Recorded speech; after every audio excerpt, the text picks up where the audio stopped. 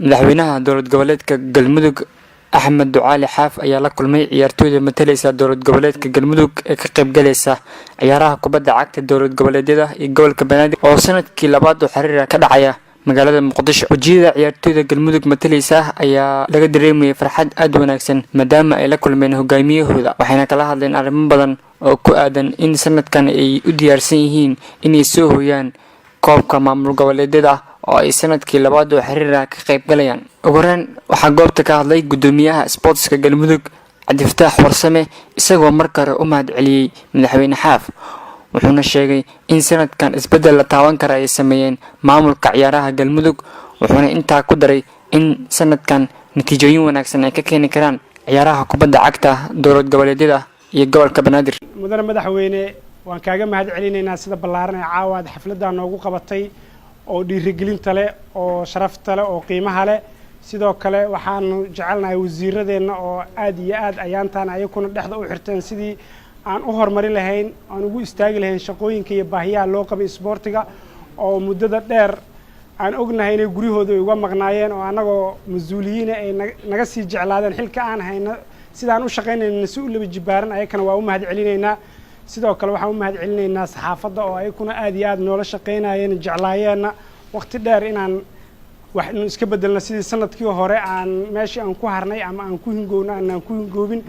insha Allah markaan waxaan leeyahay dawladdu waxay noqotay dawlad aabale isboortiguna wuxuu noqday isboorti aabale.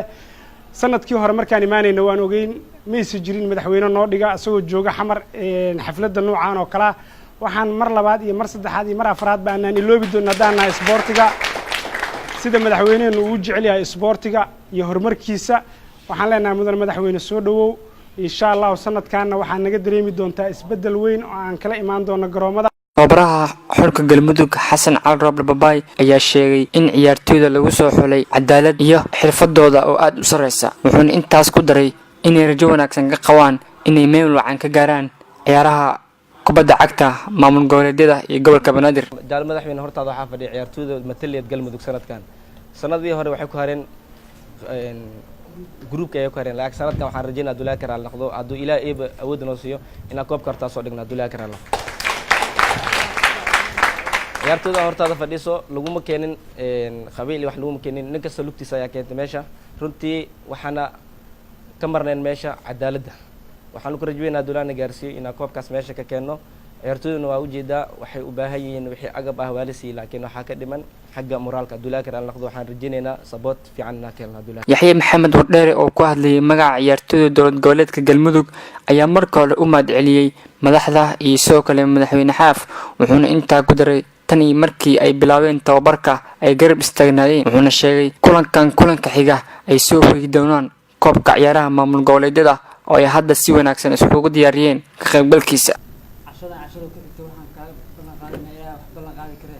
أنا نقوف ماشان كان كوري ذلك اللي قليه أوي وقت عنا سنة كورة سنة كان وحنا كيف دونا gabagabadii waxaa goobta ka hadlay madaxweynaha dowlad goboleedka Galmudug Axmed Ducaale Xaaf isagoo sheegay inuu aad ugu faraxsan yahay inuu la kulmo ciyaartooyda dowlad goboleedka Galmudug matalaysa ee ka qayb galaysa ciyaaraha maamul goboleedyada iyo gobolka Banaadir wuxuuna intaas ku daray in wax walba ay u baahan yihiin oo maamulkiisu u diyaariyay wuxuuna sidoo kale intaa ku daray in ciyaaryahankii dhaliya gool iyo kan caawiya uu siin doono abaalmarin lacag aad iyo aad baan maartay ugu faraxsanahay inaan arko waliba waqti intaan ka fiican inaan arkaan rabi lahaa waa ciyaaro ama waa la guuleysan ama waa la guuleysan waaya laakiin muhiimaddu waxa weeyaan meel xul lagu harin in la soo dhawaado haddii koobka la qaadi waayo kan ku xiga in la noqdo kan saddexaad almeeno haddii aad koobka qaadaanna aniga amaalmarin aan weligeed Soomaaliya laga bixin baad leeyihiin gool ninkii dhaliyaa $300 buu leeyahay kan siyaana $200 buu leeyahay boortiyeerguna wuxuu ku helayaa amaalmarin hadda siduu u qabto goolasha lagu soo gabo waa aqaan meesha baharu ka liitaan ama meesha maaragtay laga liito gool waluhu waa very important waa ninka dhan oo celiya waa ninka dhan oo loo baahan yahay inuu wax badbaadiyo aniga waxaad haddii aad soo dhawaataan ama aad koob qaadaan amaalmarin la yaqaan oo weligeed Soomaaliya ayaad iga taqaanaa waxaan ku dadaalayaa inaan isboortiibooyinkii gobolka inaan aad uga shaqeeyo oo aan idinla shaqeeyo dhaqaale idiin raadiyo dhar idiin raadiyo kii jiran caafimaadkiisa ka shaqeeyo ayaan aad iyo aad ugu dadaalayaa